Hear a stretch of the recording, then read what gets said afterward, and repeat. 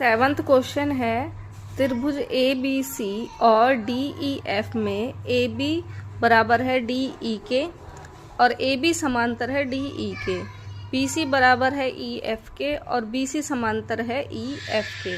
शीर्षों A B और सी क्रमशः शीर्षों D E और एफ से जोड़ा जाता है। दर्शाइए कि पहला है चतुर्भुज ए बी ई डी एक समांतर चतुर्भुज है।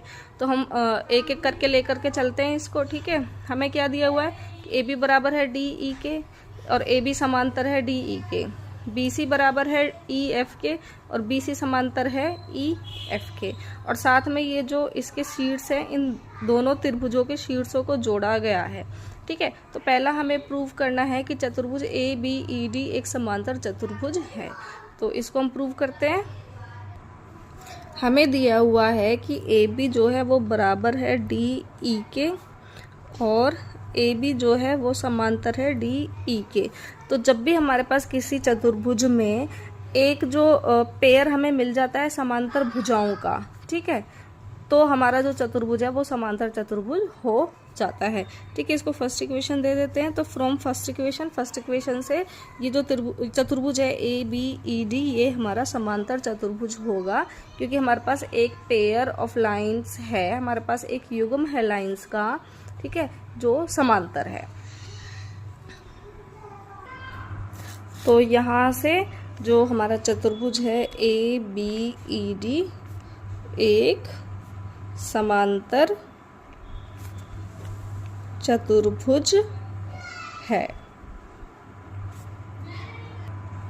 सेकेंड हमें प्रूव करना है कि चतुर्भुज बी ई एफ सी एक समांतर चतुर्भुज है। चतुर्भुज बी ई एफ सी, ठीक है, इसको समांतर प्रूव करना है। तो ये हमें दिया हुआ है कि बी सी जो है वो इक्वल है ई एफ के और जो बी सी है वो समांतर है ई एफ के, ठीक है। तो यहाँ से हमारे पास फिर से एक युग्म मिल गया हमें समांतर भुजाओं का, तो इसलिए बी ई एफ सी एक समांतर चतुर्भुज होगा। थर्ड हमें प्रूव करना है कि ए डी समांतर है सी एफ के और ए डी जो है वो इक्वल है सी एफ के। तो फर्स्ट इक्वेशन से हमें पता है कि ए डी इक्वल है बी ई के और ए डी जो है वो समांतर है बी ई के। दूसरा हमने यहाँ प्रूव कर दिया कि बी ई एफ सी एक समांतर चतुर्भुज है। अगर बी ई एफ सी समांतर चतुर्भुज है तो बी ई जो है वो सी एफ के इक्वल होगा, तो यहाँ पर बी ई इक्वल है सी एफ के, ठीक है। तो बी ई ए डी के इक्वल है और बी ई सी एफ के इक्वल है, तो ये दोनों भी आपस में इक्वल होंगे, ए डी इक्वल होगा सी एफ का। ऐसे ही ए डी समांतर है बी ई के, बी ई समांतर है सी एफ के, तो ए डी समांतर हो जाएगा सी एफ के, ठीक है। ये हमें इसमें प्रूव करना था। नेक्स्ट हमें प्रूव करना है कि ए सी एफ डी एक समांतर चतुर्भुज है। तो इससे पहले थर्ड पार्ट में हमने प्रूव कराया है कि ए डी इक्वल है सी एफ के और ए डी समांतर है सी एफ के। यहाँ पर फोर्थ इक्वेशन में हमने प्रूव करा था कि ए डी सी एफ के इक्वल है और ए डी समांतर है सी एफ के। तो इससे हमारा ये प्रूव हो जाएगा कि ए सी एफ डी एक समांतर चतुर्भुज है, क्योंकि हमें फिर से एक पेयर मिल गया, समांतर भुजाओं का एक युग्म मिल गया, तो इसलिए ए सी एफ डी एक समांतर चतुर्भुज होगा। फिफ्थ हमें प्रूव करना है कि ए सी इक्वल प्रूव करना है डी एफ के। ए सी इक्वल प्रूव करना डी एफ के, क्योंकि ए सी एफ डी एक समांतर चतुर्भुज हमने प्रूव कर दिया यहाँ पे, ठीक है। तो ये अगर समांतर है तो ए सी इक्वल हो जाएगा डी एफ के। नेक्स्ट हमें प्रूव करना है कि त्रिभुज ए बी सी सर्वांग सम है त्रिभुज डी ई एफ के, ठीक है। तो अब तक हमें पता है कि ए बी जो है वो इक्वल है डी ई के, ए बी डी ई के इक्वल है, बी सी ई एफ के इक्वल है, ए सी डी एफ के इक्वल है,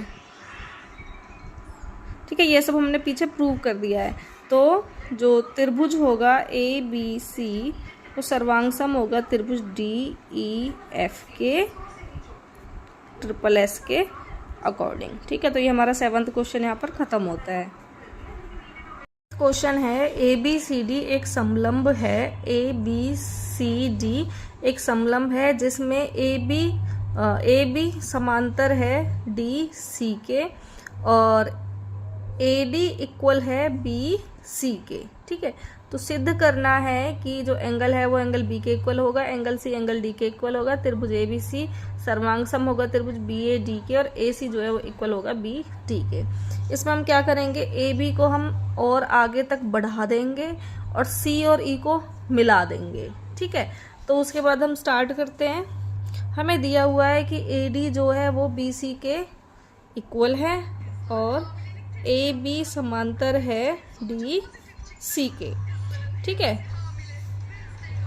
अब क्योंकि ये बोल रहा है कि ए डी जो है वो बी सी के इक्वल है, दूसरा ए डी जो है वो सी ई के इक्वल होगा, क्योंकि ए ई सी डी हमारा क्या है, एक समांतर चतुर्भुज बन गया। ठीक है, तो ए डी जो है वो सी ई के इक्वल होगा, ए डी बी सी के इक्वल है, ए डी सी ई के इक्वल है, तो बी सी इक्वल हो जाएगा सी ई के। ठीक है, बी सी जो है वो सी ई के इक्वल हो गया। अब ये दोनों भुजाएं अगर इक्वल हैं तो एंगल 3 जो है वो एंगल 4 के इक्वल हो जाएगा। ठीक है, सम्मुख भुजाओं के सम्मुख कोण, समान भुजाओं के सम्मुख कोण, समान भुजाओं के सम्मुख कोण। ठीक है, ये बराबर होते हैं। ठीक है, दूसरा जो एंगल 2 + 3 है वो 180 डिग्री के इक्वल होगा। ठीक है, रैखिक युग्म बना रहा है। और एंगल 1 + एंगल 4 जो है वो भी 180 डिग्री के इक्वल होगा, एंगल 1 और एंगल 4, क्योंकि ये एक समांतर चतुर्भुज है और जो अंतः कोण होते हैं समांतर चतुर्भुज के वो संपूरक होते हैं। ठीक है, इसलिए ये 180 के इक्वल होगा। तो इन दोनों को हम 2 + एंगल 3 को हम एंगल 1 + एंगल 4 के इक्वल लिख सकते हैं। ठीक है, क्योंकि ये दोनों इक्वल हैं और हमें पता है यहाँ से कि जो एंगल 3 है वो एंगल 4 के इक्वल है, तो यहाँ 4 की जगह 3 लिख सकते हैं। तो 2 + 3 = 1 + 3। ठीक है, तो यहाँ से 3 से 3 कैंसिल आउट हो जाएगा, एंगल 2 जो है वो एंगल 1 के इक्वल आ जाएगा। अब एंगल 1 क्या है, ए। ठीक है, और एंगल 2 क्या है, बी।